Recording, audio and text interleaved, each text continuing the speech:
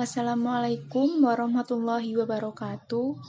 Perkenalkan, nama saya Melanda Warustio Putri, NIM 102 dari kelas Sosiologi 2018C.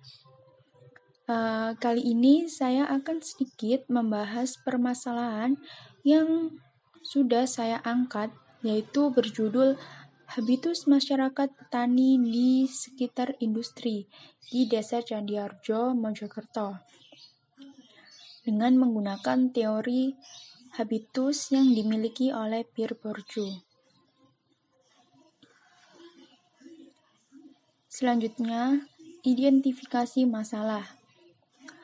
Kabupaten Mojokerto merupakan salah satu wilayah yang dijuluki sebagai wilayah industri, khususnya di Kecamatan Ngoro, di mana di era berkembang saat ini, masyarakat yang bertempat tinggal di Kecamatan Ngoro seringkali menghadapi permasalahan yang cukup sulit. Para kaum kelas atas ingin menguasai lahan pertanian yang ada di Kecamatan Ngoro, khususnya bertempat di Desa Candiarjo. Dikarenakan lahan pertanian di Desa Candiarjo ini memiliki lahan yang cukup luas dan cukup bagus. Selain itu, tujuan dari kelas atas ini adalah agar lahan pertanian yang cukup luas dan cukup bagus tersebut untuk didirikan sebuah perusahaan yang hanya untuk mendapatkan keuntungan mereka tersendiri, tanpa melihat dampak yang akan terjadi di kemudian hari.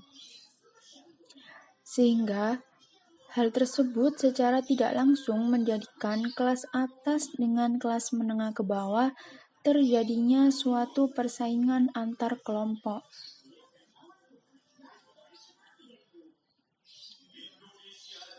Nah, selanjutnya dengan permasalahan di Desa Candiarjo tersebut dapat dikaitkan dengan teori habitus yang dimiliki oleh Pierre Bourdieu. Pierre Bourdieu ini menyebutkan bahwa konsep habitus ini adalah konsep yang paling terkenal, dan habitus ini dilakukan secara kolektif atau bersama-sama. Konsep habitus muncul ketika adanya suatu pertentangan atau konflik dalam dunia sosial secara tidak sadar. Kebiasaan yang muncul dari konflik tersebut menjadi suatu kegiatan yang sering dilakukan dalam kehidupan sehari-hari. Nah, di mana persaingan masyarakat petani di Desa Candiarjo dengan kaum kapitalis ini dilakukan secara berulang-ulang tanpa disadari oleh keduanya. Masyarakat petani di Desa Candiarjo ini berusaha secara sekuat tenaga menjaga lahan pertaniannya agar tetap terlestarikan. Karena masyarakat Desa Candiarjo, mata pencaharian yang paling utama adalah dari lahan pertaniannya. Sedangkan kaum kapitalis ini tetap mencari cara agar lahan pertanian yang telah diincar menjadi miliknya.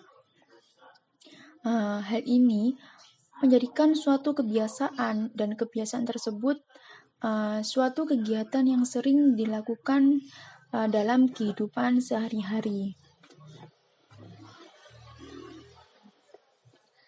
Selanjutnya yaitu kesimpulan dari permasalahan dan keterkaitan teori tersebut. Habitus petani di Desa Candiarjo ini adalah berusaha sekuat tenaga agar lahan pertaniannya tidak beralih fungsi kepada kaum kapitalis atau pemilik perusahaan.